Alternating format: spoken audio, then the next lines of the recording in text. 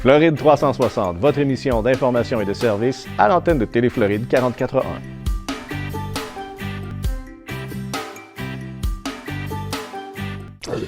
Vous aimez toujours nous faire économiser de l'argent. Vous avez peut-être trouvé une nouvelle façon dont les gens qui sont propriétaires ici, les Canadiens propriétaires d'appartements, condos ou de maisons ici, peuvent sauver de l'argent cette année. Oui, c'est une information qui était un peu obscure et méconnue. Moi, je l'ai appris en lisant le journal La Presse. J'ai fait des recherches et voici à quoi j'ai abouti. Bon, c'est une exclusivité de Floride 360, bien sûr, il faut le dire. C'est Stéphanie Gramont, une chroniqueuse de finances personnelles, dans La Presse du 22 janvier. Je vais vous lire un petit paragraphe de ce qu'elle écrivait. C'est méconnu, mais chaque fois que vous remboursez une hypothèque en devises étrangères, vous réalisez un gain ou une perte de change. Par exemple, si le UR plonge, comme c'est le cas présentement, cela gonflera la valeur de votre dette. Par conséquent, vos remboursements déclencheront une perte de capital. Bon, une perte de capital, c'est quoi? Comment ça? Là, on rentre dans la fiscalité. C'est une plomberie qui est délicate.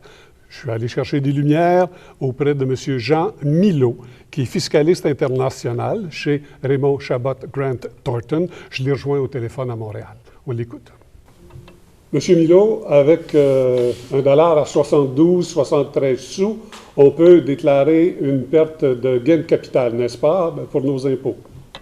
Alors oui, si on détient une propriété, par exemple aux États-Unis, et avec une hypothèque qu'on a prise aux États-Unis, il est possible lors à chaque remboursement que l'on fait, à chaque mois, si on rembourse à tous les mois, d'évaluer sur la portion capitale de notre remboursement quelle est la différence de taux de change qui existe, soit entre la date où on a pris l'hypothèque, le taux de change lors de l'hypothèque initiale et le taux de change en date d'aujourd'hui. Alors, si on a pris une hypothèque il y a quelques années, avec un taux presque égal au dollar canadien, dollar US, et on doit rembourser aujourd'hui, donc ça nous prend plus de dollars canadiens pour rembourser cette hypothèque.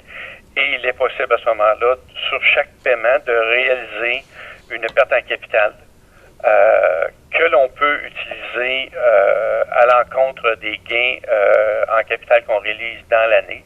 Si on n'a pas de gains en capital dans l'année, c'est possible d'accumuler toutes ces pertes de capital-là et d'appliquer cette perte en capital à l'encontre du gain que l'on l'espère tous quand on fait la vente d'une propriété aux États-Unis.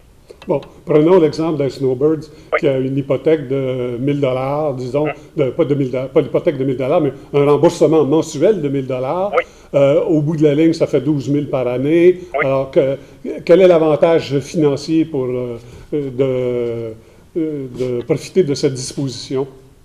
Alors, si on prend dans l'exemple que vous venez nous donner, alors, si on prend un remboursement de 12 000 par année, si on considère peut-être, juste pour les fins de l'exemple, un remboursement de capital qui représente peut-être un 10 000 sur le 12 000, si on est à la fin de la période de l'hypothèque, par exemple, où les remboursements de capital sont plus importants.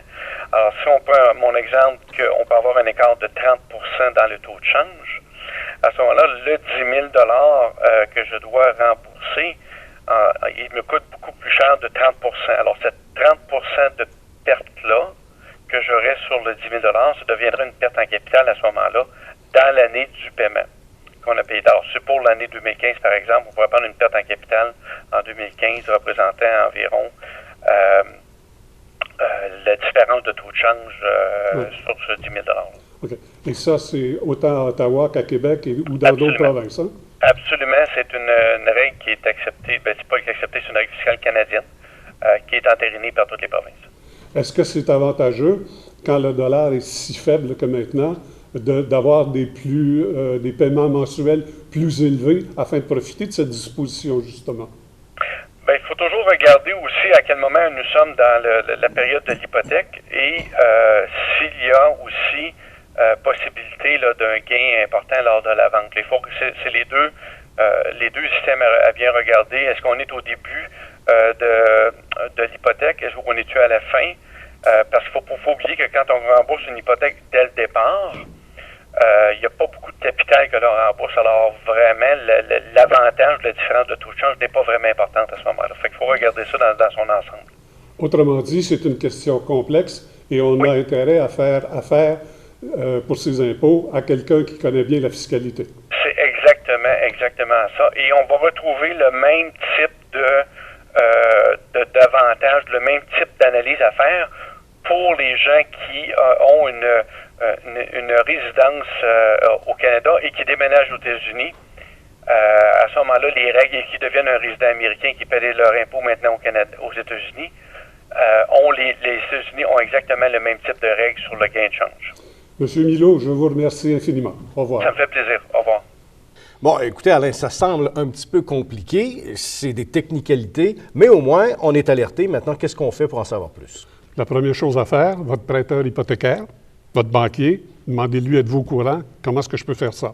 Votre comptable, ça aussi, posez-lui des questions. Dites-lui d'aller lire l'article dans la presse, vous allez trouver ça en ligne facilement.